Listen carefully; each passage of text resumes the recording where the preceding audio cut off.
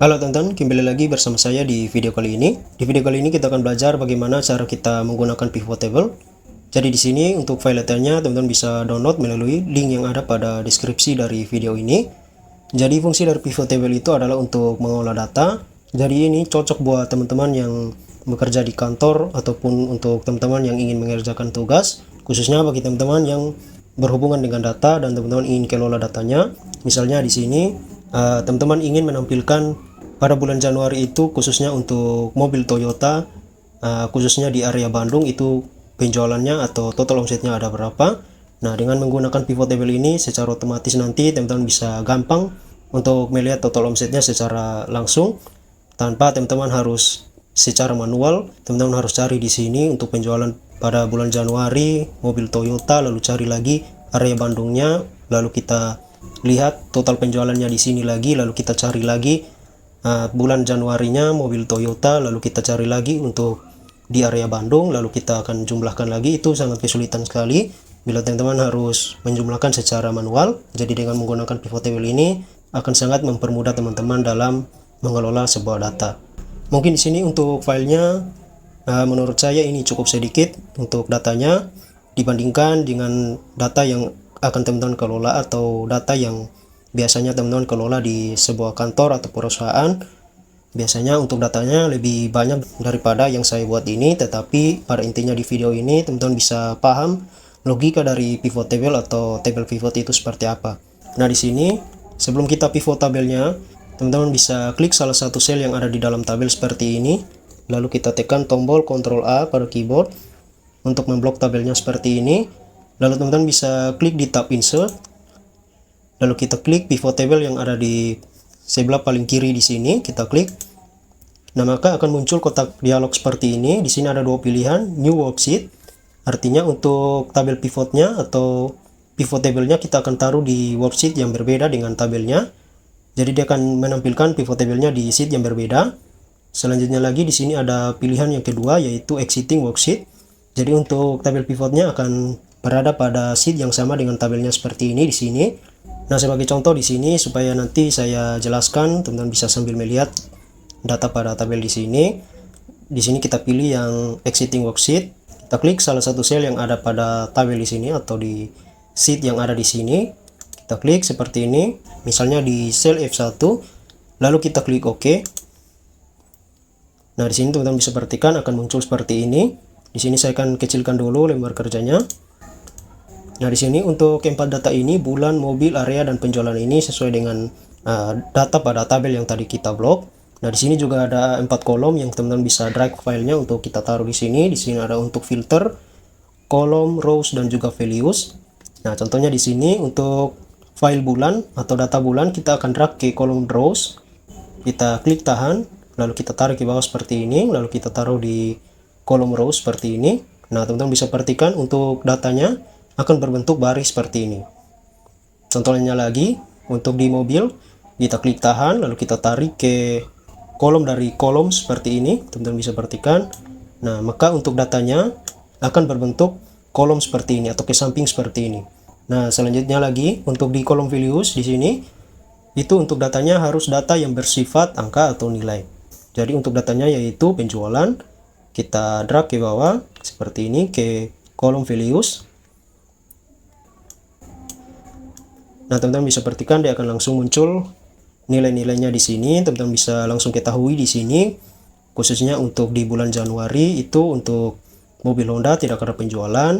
Selanjutnya lagi pada bulan Januari untuk mobil Nissan ini total omsetnya sekian. Lalu untuk di mobil Toyota jumlah omsetnya sekian selama bulan Januari, dan dia akan menjumlahkan di sini. Jadi total omset dari mobil Honda, Nissan, Toyota dia akan jumlahkan di sini. Misalnya di sini juga untuk Februari, Maret, contohnya lagi di mobil Honda. Nah, di sini khususnya di mobil Honda selama bulan Januari, Februari sampai Maret, di sini akan menampilkan total omsetnya di sini. Begitu juga untuk dari mobil Nissan dan juga Toyota, dan dia akan menjumlahkan secara otomatis di sini total omsetnya dari setiap mobil dan juga dari bulan Januari sampai bulan Maret. Nah, selanjutnya lagi misalnya teman-teman bisa kreatif sendiri di sini untuk penempatan dari datanya yang berada pada kolom di sini. Jadi teman-teman bisa kreatif sendiri sesuai dengan kebutuhan teman-teman. Misalnya lagi sebagai contoh, kita akan ganti untuk di file yang mobil ini yang berada di columns, kita akan pindahkan ke rows. Nah, teman-teman bisa klik tahan seperti ini, kita tarik ke atas sampai muncul logo silang seperti ini, artinya kita akan menghapus datanya.